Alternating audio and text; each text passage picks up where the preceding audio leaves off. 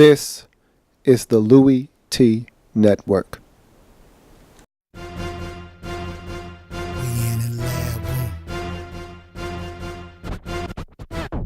Man, I love some football. Man, I love some football. My favorite week is week 1, cause I'm watching football. First comes the preseason, and I don't take a day off. And then it gets even better when your team makes the playoffs. 32 teams go hard for one thing. They work for one thing. That Super Bowl ring. 32 teams go hard for one thing. They work for one thing. That Super Bowl ring.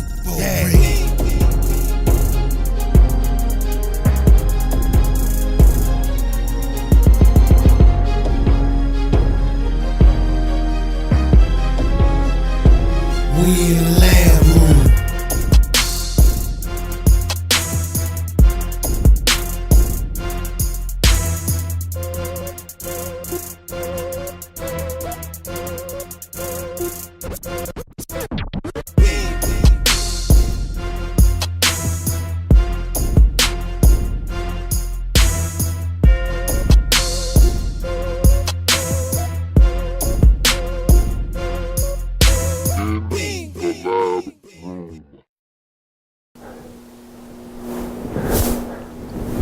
Could it be but me, your man, Louie T? Welcome, you are in the lab room. I'm your host, Lou. Thank you for joining me.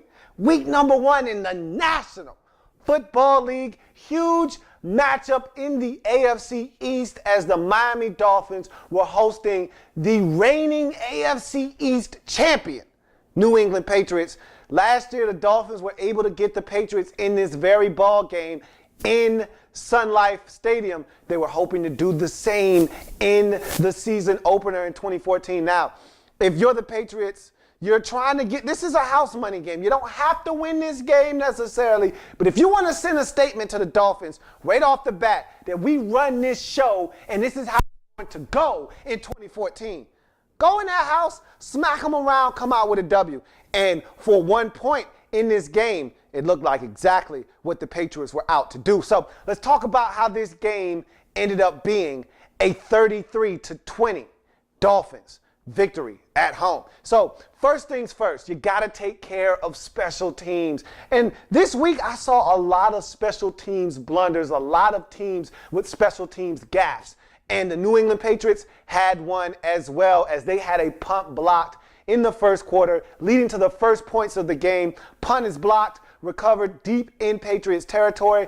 A couple of plays later, Lamar Miller is in the end zone on a 4-yard touchdown scamper. It is 7-0, Dolphins up in this game. That lead would be short-lived, however, as the Pats respond with a methodical drive capped off by a 2-yard Shane Vereen run. It's 7-all in this ball game. You go to the second quarter, a Mike Wallace fumble leads to a 47-yard Stephen Gostkowski field goal. It is now 10-7 in the favor of the New England Patriots. A bad throw by Ryan Tannehill is picked off by Alfonso Denner, and the Pats waste no time as Edelman gets 45 on a deep pass from Brady, and Gronk seals it up with an 11-yard touchdown strike. It's now 17-7. If you are the New England Patriots, you're feeling good about where you are in this game. If you're the Dolphins, a couple of mistakes, a Wallace fumble and a Tannehill bad throw has put you in a position where you're now trailing by 10 in this ball game. A freaky fumble by Lamar Miller. There were two very, very crazy fumbles in week 1. Two very peculiar fumbles. You don't see these often. One of them in this game, and this probably was the craziest of the two, you had Lamar Miller get hit, him flip over, his shoe literally went 15 yards in the air and went up the field, and the ball went in the opposite direction in the air, and that went about 3 feet into the air. And of course, it was a mad scramble and dash for the football. The Dolphins ultimately recovered, but it was crazy. And the Dolphins end up getting a late first half field goal. Despite the fumble by Lamar Miller, they end up getting a field goal right before the half to make it 17-10. Patriots did not rest on their 7-point lead before the half. They get up and find a way to get points right before the half themselves. They respond to the Dolphins field goal with a field goal of their own to extend the lead out to 20-10 at the half. Who knew that would be the last time the New England Patriots would see the scoreboard in this game? So you start off the third quarter. The Miami Dolphins get the scoring started in the second half with a field goal. It's now 20-13. Patriots lead in this game. And that's why I always talk about getting the football after the half, and why if you win the toss, it's important to defer until after the second half kickoff, because you don't know what the score is going to be.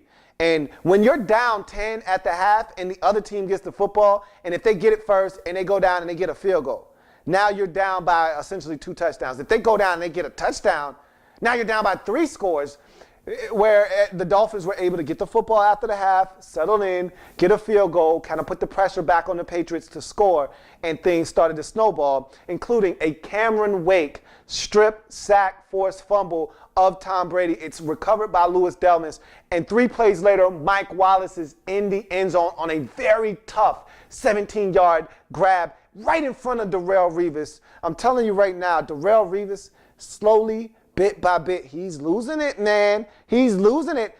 Hey, look, give me my island back. Give me the island back. Come on, hand it over. Give me the island back. This is the last year.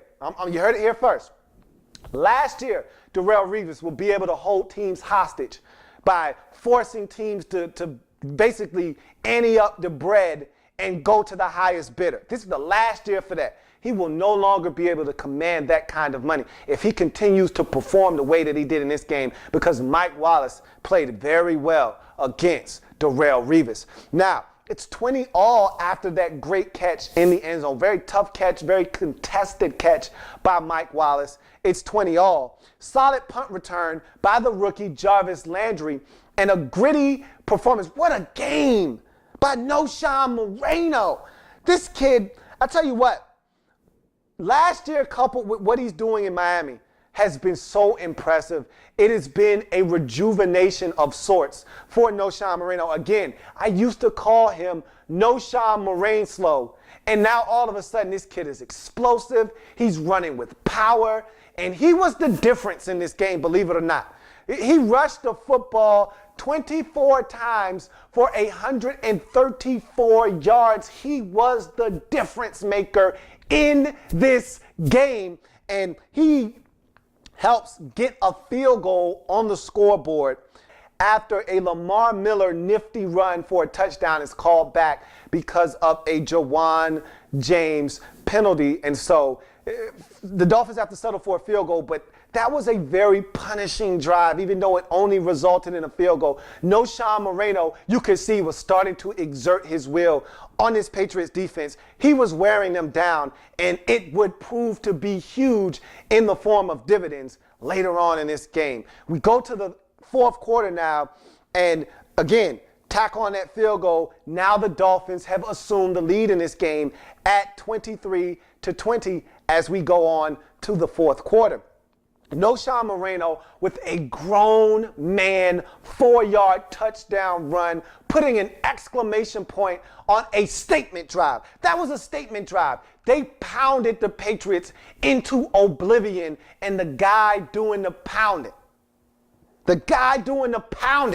was Noshawn Moreno. And you waited all preseason for this guy. He was banged up. You didn't know when he was going to come back. And you waited patiently, and you're being rewarded for your patience. This kid is playing out of his gourd right now, and I love it. And he was so physical. You guys punched the Patriots in the mouth. You went up to the bully, and you said, you know what, bully? I'm tired of you taking my lunch money from me. Bow! You hit him right in the lip. And it was with the running game, all right?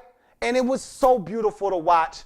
After that touchdown, it's now 30-20. And just in case the Patriots thought they were going to make some kind of miraculous comeback, make this game close, Cameron Wake slams the door. The monster that is the Wake comes in and slams the door on Tom Brady and company as he gets by the right tackle for the second time in this game, gets to Brady, gets the football out. It's recovered by the Dolphins. Game, set, match. Lights out, baby. Dolphins add a late field goal after the fumble. 33-20 is your final score. What a win for the Miami Dolphins. Now look, I'm not jumping on the bandwagon. I did it last year when you started 3-0. I'm not doing the same thing this year. But I will say, if you're going to slay the dragon, if you're going to be the team that knocks them off of the throne, that's how you do it. From now on, that's how you're supposed to play.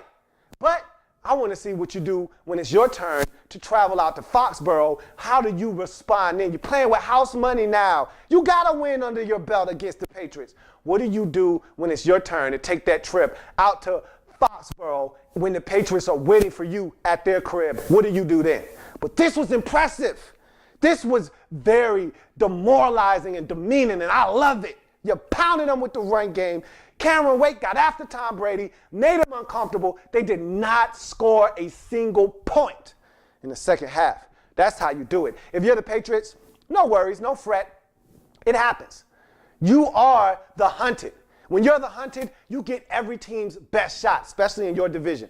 Everybody's looking up to you, but there is a cause for concern because you got pounded on the ground in this game. That's not supposed to happen. Hey, if they throw the football, have a little bit of success, okay, you don't have Brandon Browner back yet, things can happen. But to have them run the football down your throat, that's demoralizing. That's got to change or you're going to be in a lot of trouble this season.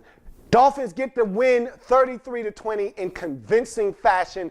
Very impressive W. They're now 1-0 on the season. More importantly, 1-0 in the division. Meanwhile, Patriots are 0-1. They're fine. They'll be all right. They'll bounce back. They're resilient. They're the Patriots. They're 0-1 on the season.